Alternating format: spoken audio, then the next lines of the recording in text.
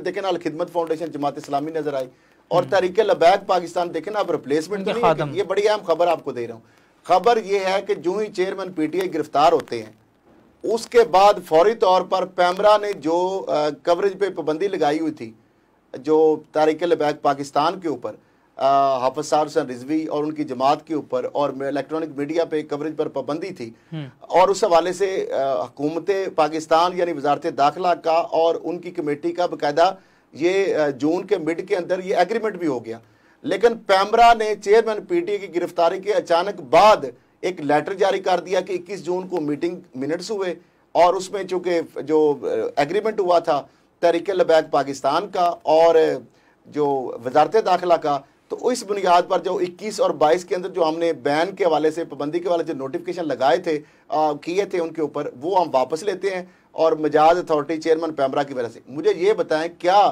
कहीं जो तहरीक लबैक पाकिस्तान है वो इस वैक्यूम को पुर करने के लिए, इस खला को पुर करने के लिए, क्या पीटीआई की, पाकिस्तान तहरीक इंसाफ की कहीं मुतबादल तो नहीं बन के आ रही? साहब, एक तो है उनका वोट बैंक बहुत ज्यादा है, उनका सोशल मीडिया मजबूत है, ग्राउंड लेवल पे उनके जो उनके वोटर्स हैं वो काफी मजबूत हैं। 9 मई के बाद उन्होंने देखा पीटीआई के वोटर टूटे हैं, लेकिन जो उन पे स्ट्राइक की गई थी इमरान चेयरमैन पीटीआई के दौर में, तो उनके वोटर नहीं टूटे, खड़े हैं साथ जमात के। देखिए, आप एक और बड़ा फैक्ट है, नाज़रीन को शायद नहीं पता, 2018 के जो इंतखाबात थे पंजाब की, अगर हम बात कर लें तो तीसरी बड़ी पार्टी बनकर उभरी थी तहरीक लबैक पाकिस्तान, यानी पाकिस्तान तहरीक इंसाफ और पीएमएलएन के बाद तीसरी बड़ी पार्टी, पीपल्स पार्टी तो बहुत नीचे सी वोटों के हिसाब से। तो अब मामला ये, उस वक्त वो कॉन्स्टिट्यूंसी पॉलिटिक्स में अभी नहीं थे,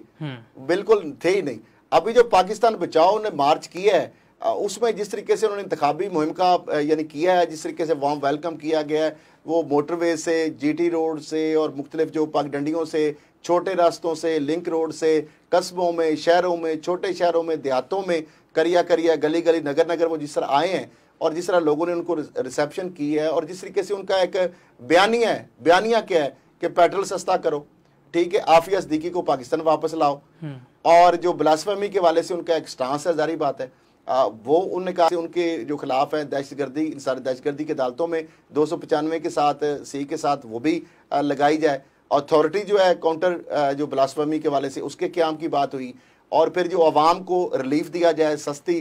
जो पेट्रोलियम मसनूआत की, जो महंगाई के अंदर कमी की जाए। तो ये उन्होंने बड़े चीजें, अवामी फैसले में कोई इंतहा पसंदी की बात नहीं की, कोई फिरका वरीयत की बात नहीं की, और उस पे इसलिए मैं समझता हूँ कि वो एक्सेप्टेबल भी हैं, और ये बैन भी उनसे उठ गया है। तो अब इस्तेकाम पाकिस्तान पार्टी जो है वो नई पार्टी है, स्ट्रीट पावर टीएलपी के पास है, उनके पास स्ट्रीट पावर नहीं है, लेकिन उनके पास विजडम है, मैनेजमेंट है, और इंटरनेशनल एक्सेप्टेंस भी है। अलीम खान जो है वो भी आपको पता है कि जहांगीर तरीन साहब कारपोरेट हैं दोनों, और साथ पॉलिटिशियन भी हैं, और पीटीआई की बुनियाद दागबेल डाली, और सारा उनका बड़ा कंट्रीब्यूशन है,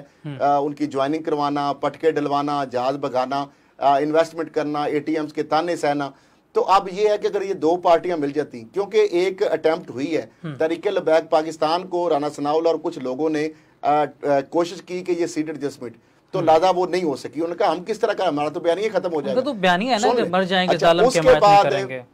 दूसरा आ गया कि पीटीआई के जो लोग हैं उनके साथ, इसलिए कि पीटीआई के दौर में उनके ऊपर क्रैकडाउन हुआ, उनको 4 शेड्यूल में डाला गया, उनको पाबंद सलासल किया गया। तो हाफिज साहब हुसैन रिजवी साहब या उनकी जो जमात है वो मुल्क भर के अंदर, आपको पता है ये ऐसा मामला है कि पीटीआई के पास भी 2 कार्ड थे, एक मजहब कार्ड था, इस्लामिक टच की जो बात होती है, और दूसरा उनके पास अकाउंटेबिलिटी का। अकाउंटेबिलिटी तो वो कर नहीं सके, बल्कि अपनी उनकी शुरू हो गई है। अच्छा, दूसरी बात यह है कि मजहब जो कार्ड है वो, उसकी अगर बात की जाए तो उसकी फिर तो टीएलपी के पास उससे बड़ा कार्ड है फिर, तो और फिर ये इनका जो सेक्ट है वो भी उसका एक बहुत बड़ा के बजाय उलमा और मुफ्तियान की बड़ी तादाद तो इसमें अब देखें ना, इनके जो उम्मीदवार हैं पहले कॉन्स्टिट्यूंसी पॉलिटिक्स में नहीं भी थे, तो उनके वोट की जो नंबर ऑफ वोट्स हैं वो बहुत ज्यादा है। लेकिन बहरहाल पाकिस्तान पीपल्स पार्टी के दावे तो बिलावल के वजारत उज़्मा के किए जा रहे हैं, लेकिन आगे वोट बैंक क्या है, ग्राउंड रियलिटी क्या है, वो डायनामिक्स डिफरेंट है। और पीडीएम जो है उसका खेल भी खत्म होता है, नून लीग के हवाले से धड़ेबंदियां और सारे मामला आ रहे हैं सामने।